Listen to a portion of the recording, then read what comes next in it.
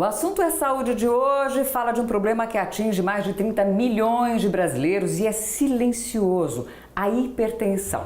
Para falar sobre o assunto, está com a gente aqui hoje o cardiologista, o Dr. Alexandre Alessi. Obrigada pela entrevista, Dr. Alexandre. Obrigado. A primeira pergunta que eu faço para o senhor é a seguinte: hipertensão é a mesma coisa que pressão alta? É. Hipertensão é o termo médico de aumento da pressão arterial. A pressão arterial aumentada foge de valores habituais, a gente vai discutir sobre isso, mas o termo médico é hipertensão, que é a mesma coisa que pressão alta. E a gente falou aqui na introdução da nossa entrevista que é uma doença silenciosa. Se é silenciosa, quando que ela realmente aparece para o paciente? 90% dos hipertensos não tem sintoma nenhum, só sabe que são hipertensos porque mediram a pressão arterial e essa pressão arterial está igual ou superior a 140 por 90 milímetros de mercúrio em pessoas adultas. Então, a maioria dos pacientes sabem disso porque passaram por uma consulta médica, porque mediram a pressão arterial ou na hora de renovar a carteira de motorista, ou por avaliações trabalhistas de médico do trabalho. Consulta de rotina, Consulta né? de rotina, ou eventualmente na casa, né? Alguém tem aparelho de pressão, mede a pressão, dá um valor mais alto. Essa é a forma de se encontrar a pressão alta. E tem um grupo muito pequeno que pode ter pressão alta com sintomas. Tontura, dor de cabeça, sangramento nasal, mal-estar, enfim, dor na nuca. Mas não é a regra. A maioria das pessoas tem pressão alta e não tem sintoma. Então é preciso medir a pressão. A gente não tem como fugir disso, né? Não tem como. É preciso medir a pressão. E a pressão, qual é a pressão ideal? Por exemplo, eu vou no médico, meço a minha pressão, qual é a pressão que eu não preciso me preocupar? Quais são os números? A pressão ideal é a chamada pressão arterial 12 por 8, ou 120 por 80 milímetros de mercúrio. Essa é a pressão ideal, é a pressão em que várias campanhas educativas buscam esse valor. Então, o valor da pressão chamada ótima ou ideal é próximo de 120 por 80 ou 12 por 8. Qual o tratamento, doutor, para a hipertensão? O tratamento da pressão alta, da hipertensão, basicamente é formado de duas formas. Uma é chamada de mudança de estilo de vida ou medidas gerais. E a outra é tratamento com remédio. Geralmente os tratamentos estão juntos. Então eu preciso reduzir o consumo do sal, reduzir peso, fazer atividade física, parar de fumar, diminuir a ingesta de bebida alcoólica, escolher alimentos saudáveis e adequados, diminuir o estresse e reduzir meu peso. Isso é medida geral. E os remédios são remédios que estão aí há mais de 60 anos. Né? Vários remédios foram evoluindo nas suas qualidades e nas suas propriedades. E a associação das duas coisas, que a gente chama de tratamento não farmacológico e farmacológico, controla a pressão arterial. Na sua opinião, por que hoje a gente tem uma explosão de casos, aí são 30 milhões de brasileiros com hipertensão? O que levou o Brasil a ser um país de hipertensos, doutor? Na verdade, isso é mundial. Né? É sabido que, em média, 30% da população é hipertensa e com o envelhecimento humano aumenta mais a prevalência de pressão alta. Então, viveu mais, vai ter hipertensão. Hipertensão, ela é a situação médica mais prevalente no mundo. A Organização Mundial da Saúde, em 2002, considerou a hipertensão arterial como o principal fator de risco para a mortalidade e ela está envolvida por N situações, né? Genética, ambiental e envelhecimento humano. O senhor falou aí do tratamento que preconiza aí a questão da alimentação, dos cuidados, da atividade física e dos remédios. Não dá para a pessoa só tomar remédio e descuidar das outras coisas, não. É um conjunto mesmo esse tratamento. É um conjunto. De nada adianta você dizer, eu tomo remédio direito, mas eu abuso no sal. Eu tomo remédio direito e tenho 20 ou 30 quilos a mais do que o meu peso deveria ter. Vai ser muito difícil controlar a pressão e o risco continua aumentado. Então, o ideal é fazer a parte do paciente e a parte da orientação médica. Por quê? Porque a pressão alta, ela é silenciosa, mas ela vai levar a situações de risco cardíaco depois de 20 ou 30 anos. Então, aí está o maior problema, que são os riscos da pressão arterial não tratada. E a obesidade acaba sendo um fator aí determinante também, né, doutor? Explica isso pra gente, essa relação da obesidade com a hipertensão. Tá.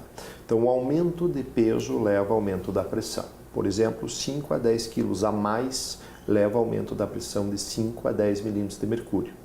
Da mesma forma que o aumento do peso leva a maior chance de diabetes, aumenta o açúcar no sangue, aumenta a maior chance de colesterol alto, leva a uma predisposição maior de obstrução de vasos sanguíneos. Então, o sobrepeso, a obesidade, que também é uma epidemia, ela leva ao aparecimento de fatores de risco e leva ao aparecimento de pressão alta também. Então, o indivíduo tem predisposição para ser hipertenso, porque o pai é hipertenso e a mãe é hipertenso. Isso aí influi, né? Influencia. Se ele for magro, fizer atividade física e tiver bons hábitos, vai demorar mais tempo dele virar um hipertenso, se é que vai virar. Se ele tiver sobrepeso, ele vai ser hipertenso precocemente. E existem muitos mitos a respeito da hipertensão, né? Um deles é a questão do sal, tipos de sal que podem ser menos prejudiciais. Isso é mito ou é verdade, doutor? Isso é um mito, tá? Então, sal é sal. Né? Então, o aumento da pressão associado ao sódio, do cloreto de sódio do sal, ele leva a realmente aumentar a pressão. Tanto que tem locais no mundo que o consumo de sal é aumentado por pessoa, tem mais chance e maior prevalência de pressão alta. Né? O grande problema é que às vezes essa informação, o sal marinho, o sal rosa, o sal de determinada região não é sal, eu posso usar em excesso como se fosse um adoçante. A pessoa até usa mais, né, do que usaria com o sal comum. É um erro. O ideal é usar o sal normal, porém em menor quantidade. Na verdade, sal é que nem pimenta. Quanto mais você usa, mais você quer. E mais vai aumentando, né? Mais habituado você fica. Então a gente precisa de pouco sal para viver. E o hábito de comer com muito sal leva você sempre a querer ter mais sal. Um dos grandes orientações que nós fazemos é tire o sal da mesa. O sal tem que estar na hora de fazer a comida e pouco sal. Aquele saleiro deveria ser evitado. E qual que é a relação, para a gente saber, doutor, do sal? O que o sal provoca no nosso organismo que acaba acarretando a hipertensão? Como é que ele funciona no nosso organismo? O sal, ele acarreta 3 situações para aumentar a pressão. Uma, ele leva a diminuir o tamanho do vaso. O vaso tem um tamanho e com o uso excessivo do sal, ele diminui. Por onde passa o sangue, Por onde né? passa o sangue. O outro motivo é sobrecarregar os rins. Então, ele sobrecarrega os rins e o rim não consegue trabalhar direito e aumenta a pressão. E por último, o excesso de sal no corpo faz com que alguns hormônios sejam produzidos pelo corpo para combater esse excesso de sal e esse hormônio diminui também o tamanho do vaso, aumentando a pressão. Por isso é complicado hoje em dia, a gente na correria do dia a dia, a gente consome muito produto industrializado, né? Isso também é um risco grande, doutor? É um grande risco porque uma das formas de conservar alimento industrializado é o sal.